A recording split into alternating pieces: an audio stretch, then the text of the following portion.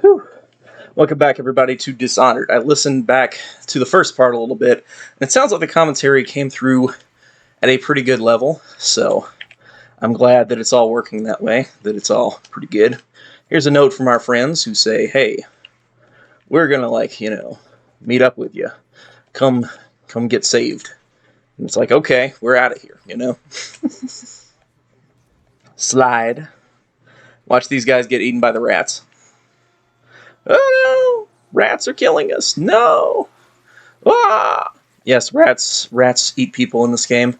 It's part of the plague instead of just carrying, diseased fleas like they did in the actual plague. In this plague here, which actually came about 200 years later than the actual Black Plague, historical inaccuracy there. Yeah, these rats actually have a plague that will cause them to kind of gang up on people. So not only spread the disease, but also, eat peoples and stuff. They swarm people and just devour them whole. It's pretty hilarious, and you can actually summon rats later in the game. That's going to be actually a huge part of our style of combat. So a lot of people think you need to go and throw a body for the rats to go after, but actually the rats can't climb up here. So if you stand on these little rocks near the wheel, you're all good to go. Ow, stop eating me. Get away from me, rats. I am your master. Yeah. Anyway, there's some money here, so make sure to grab that. There's also some food, some rat food there, so you can pick that up. Anyway, so in order to climb up, we need to grab this chain and just climb on up here, and we're going to be good for that. So that's pretty easy. Climbing chains will be part of this game. 'Tis true. Make sure not to fall here because you will die if you fall. So don't do that. There's a corpse there with some monies. Yeah, we need monies to buy a bunch of upgrades. If you loot everything pretty effectively, you'll, max out all your upgrades by mission 5 or 6, I believe. So that's about what you want, honestly, and it all works pretty nicely. You can either trigger that and risk getting shot, or you can climb on up here and jump on over, which is what we're going to do instead. Yema. Loot this trap. And you can get some nice, incendiary bolts. Those bolts will, of course, catch fire, because incendiary, everybody. Know your words. Learn a new word every day. All that fun stuff. I actually do subscribe to the Learn a New Word thing every day. I like the good old dictionary for that one. One of those dictionary websites, if you search it up, it'll give you a new word every day. The last few days, it's been giving us, a bunch of lame words. Like adversary. Who doesn't know the word adversary, That's not a new word, guys. I want my money back. Oh, wait, it's free. Anyway, this corpse has got some money on him, so grab that up. Grab up some coins here. Grab up the hemlock or whatever containers we have there. And the speedrunning strat here is to jump on top of this case right here, and to pick up your stuff. And you can skip this cutscene, of course. The speedrunning in this game is actually pretty interesting. Actually, I don't think you can skip the cutscene. Ugh, why did I say that? I thought you could, for some reason. Anyway, but yes, so speedrunning this game is pretty fun for the people who do that. I don't really speedrun. I mean, we're speedrunning kind of through the first chapter a little bit, but, Anyway, the first safe combination here is 451. That goes along with a bunch of games who do this, BioShock, etc. A lot of games make the first combination always 451. It's kind of a long-running joke and a reference to the book Fahrenheit 451, which I actually recommend reading. It's actually a good book. I had to read it in high school. And it's actually pretty good. I mean, the stuff can be a little preachy sometimes about, ooh, television's bad or stuff like that, but it's kind of an interesting part, particularly when at the end the hero incinerates one of the villain dudes, and it's pretty funny. Here we're going to do a drop assassination. Doing those can be a little challenging, but you were entirely silent while doing so that's pretty cool. Yeah, that guy's dead. He was just trying to walk away, but we don't allow that kind of stuff. Shot in the face. Didn't even see it coming, bro. Blown away. Anyway, one more guy here. Let's stealth up on him. Well, bam. You're dead. Yep. So we are not the kind Corvo, we We're accused of murdering a person, so the way we clear our name for doing that is by murdering more people. I know, it makes perfect sense, right? As I said, one of the cool things about Dishonored is you can play through the entire game without ever being seen by any enemy, and without ever killing a single person. Killing animals, for some reason, does not count. I kind of subscribe to a different worldview. I will not kill the hounds as much as possible. That's because I like dogs. I do not like the killing of the dogs. Do not subscribe to that idea. Now, I know it's one of those funny things people sometimes have where it's like, okay, on TV you can murder people, but you can never murder an animal because that's just too cruel. I subscribe to that belief. Not like I'm an animal rights activist crazy person or anything, but I just don't like the violence towards animals. But violence towards people, that's all fine. Don't worry about that problem. Anyway, so we looted that kind of stuff, kind of running a little fast through these areas, but loot is a necessary thing to do. If you run at the wrong angle, you'll trigger the cutscene here, I believe, versus if you just run over here, you will not. We don't need to trigger the cutscene yet, because then that's just slower. We want all the stuff, so make sure to get all the stuff from the safe down here. The good old sunken treasure there. And then that's about it for the chapter. So we've gotten to our good buddy Samuel, this old dude who knows how to pilot a little boat, seas, and stuff like that. And yeah, we just broke out of prison here. We just killed a bunch of dudes, and now we're going to be off to go to the Hound Pits Pub, which is going to be the place of the loyalists. Let's quickly evaluate how well we did. So we got 924 of the 1,010 coins. Not too bad. We did a few unique things, and they don't have a bunch of the items yet. So there were no real collectibles to grab as of yet. But yeah, we were doing a high chaos run, so we're just going to be killing everybody, Anybody who stands in our way, we just slice them down. One of the main reasons to do the high chaos runs is because they're a lot easier. You don't have to constantly reload the game, and they're also just more satisfying, sinking your blade into people instead of just running around them and cowardly stuff like that. Also, all the upgrades they give you in this game will be kind of geared towards combat, which is kind of, just interesting. The game will try to scold you for doing high chaos, yet it encourages high chaos the whole time. So it's like, okay, what's all that about, right? A lot of games, for example, that use the moral choice system, such as Infamous, try to gear you towards making good decisions. And what's cool about this game is it actually does the opposite. It tries to incentivize you to be violent and destructive.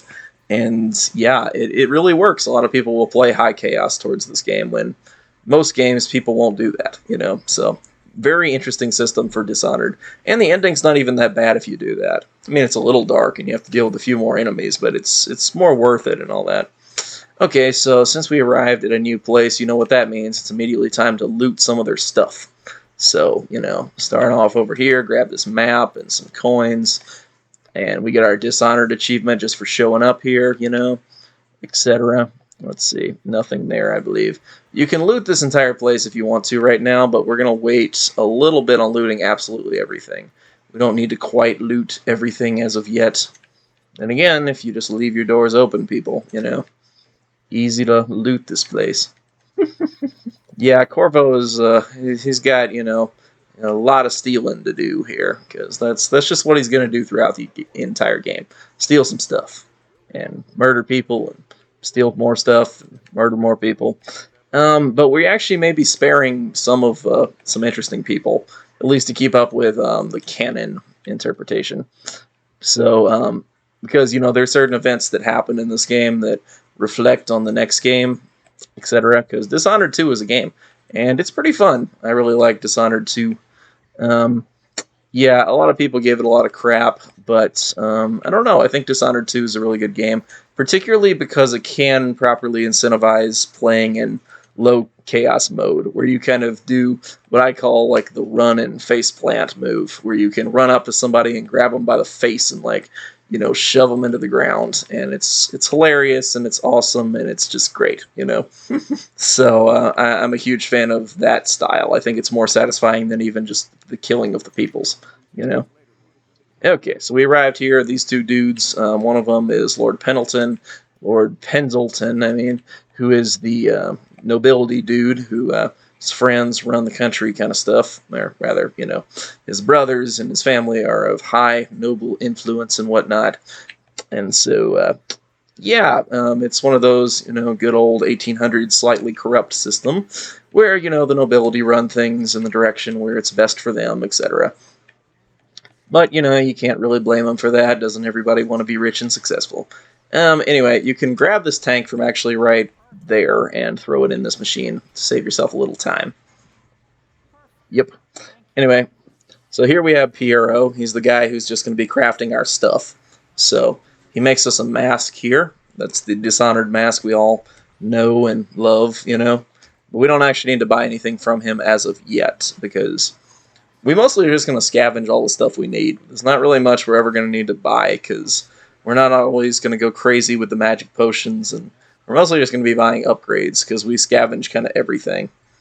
Okay, so Corvo's going to go take a nap here, and like most naps, it's going to cause him to wake up in a different dimension.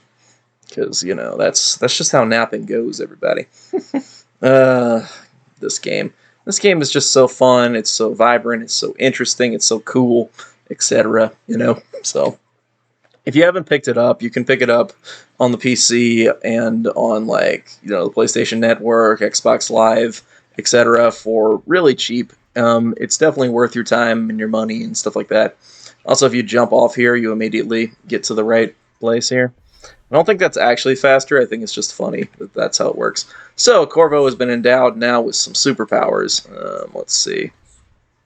Yeah, but my my PlayStation controller naturally wants to, let's see. Let's go to audio here. Okay. The PlayStation controller naturally wants to do all the sound for the everybody running about. I'm not explaining this well. The PlayStation controller is trying to do the sound for your supernatural powers, so blink and all that. Anyway, turning down that volume so it doesn't cause feedback on the commentary. And also, it's kind of just annoying with the TV volume. On the old version, they just did it all on the screen, But anyway, technology, always updating in interesting and fascinating ways. Okay, so this Piero's spiritual remedy, which he's trying to use to compete with Sokolov's little red potion, is his nice blue potion. So Piero is always doing that, and his plague elixir actually does work to prevent the plague, but it also has some benefits of powering up magic. Yay. Right? Okay, so if you want to grab this potion before the cutscene, you just blink right over there and grab it there. And there you go. Anyway, we're going to grab all the potions here. There are like 4 or 5 of them, some number close to that, where you can do that. So you got the Heart of a Living Thing, which actually has Jessamine's voice in it. So you get to talk to the dead Empress, etc. And she'll give you some insights about what people are thinking and doing. It's not as useful as it sounds. It really just isn't that useful. The heart's mostly just useful for tracking down stuff. So, always a good thing, right? Okay, the final chest here for elixirs around here is right down here. Yep. Okay, also you can blink this distance right here, so we're going to show that off. There you go. So you don't have to go all the way down there. Here we are with the first rune. This will be the source of our supernatural powers. You can trade these whale bones with specific notches and carvings in for some nice stuff. So yeah, that's pretty great. Now, my natural sense of buying powers always has me buy dark vision. But I'm going to try as much as possible not to buy dark vision here, because if you buy dark vision, the entire game just turns into looking at it through the colors of yellow and green, basically. It's really useful, but like Detective Mode in Arkham Asylum, it really ruins the graphics if you overuse it. So I'm going to do my best not to do that. But yeah, we should be wrapping up this part here right after I collect all the Game of the Year edition stuff. So if you have the original Dishonored like I do, because I got it pretty close to launch time, back when I was only a teenager, the it's a fun game there, but it doesn't have all this extra stuff here. All these extra bone charms, and most importantly, all this extra money. See, there's a bunch of money just laying around here and a bunch of bone charms, so we're just going to grab them all up.